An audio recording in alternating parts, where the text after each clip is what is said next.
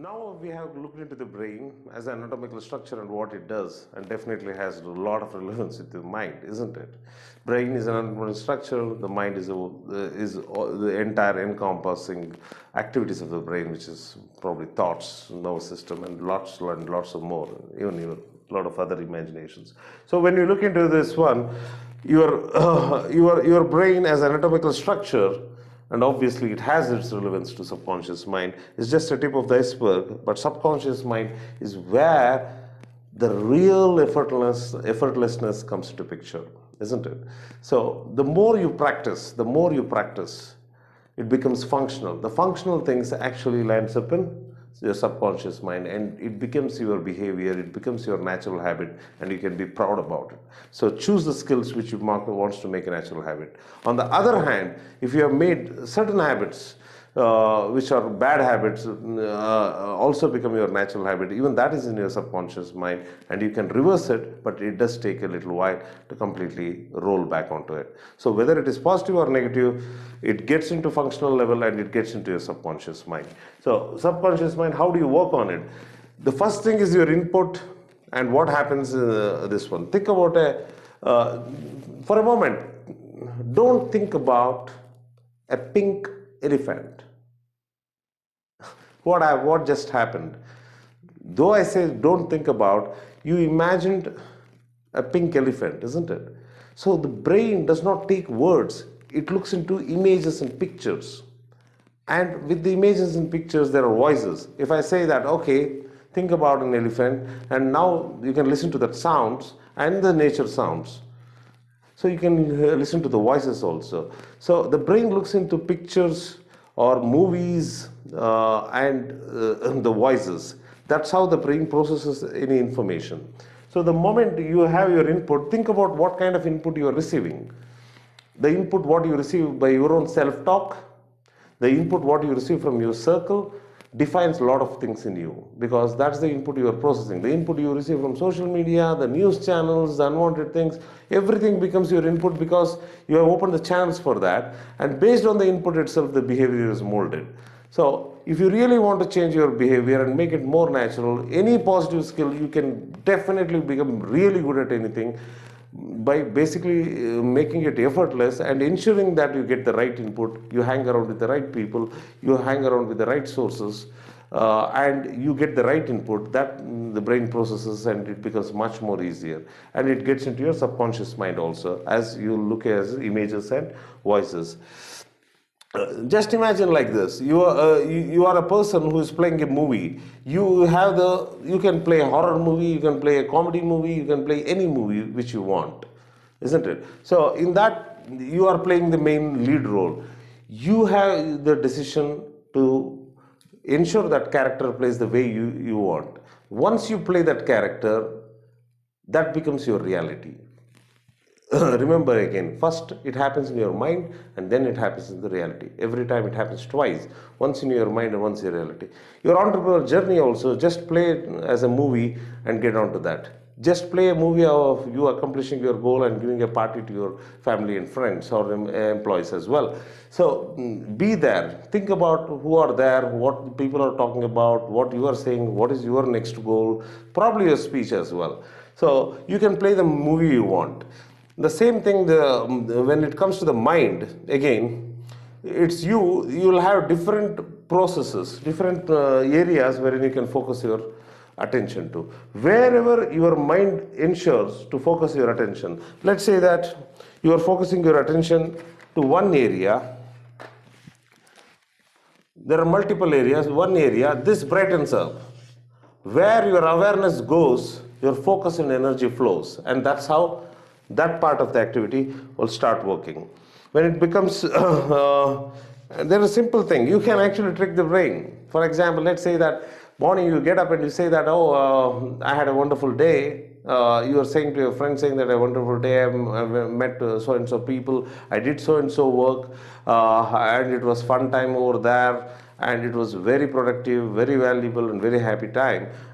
If you say that, you can easily accomplish that in that particular goal, in that particular day. So you can decide, for example, let's say that, oh, there is something which I don't like, which is a conflict or crisis.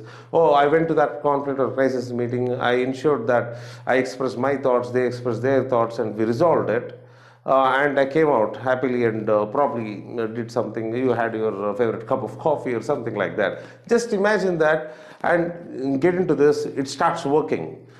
A man by name Kyles has worked on that, and there are a lot of scientific proofs, and it has worked beyond doubt. That's how, wherein you can future forecast certain things, talk about it, think about it, visualize about it, and you can start doing about it. So you can start practicing Kyle's exercise.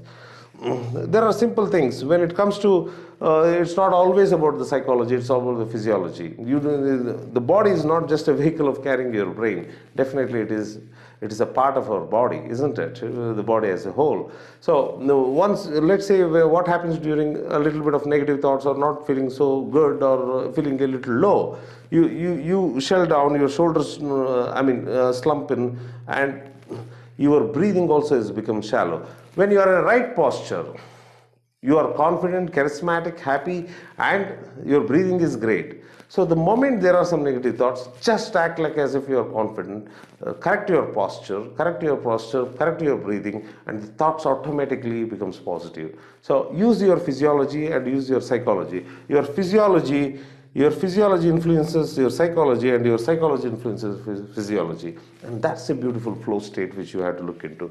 And how to feed your subconscious mind. Make beautiful affirmations.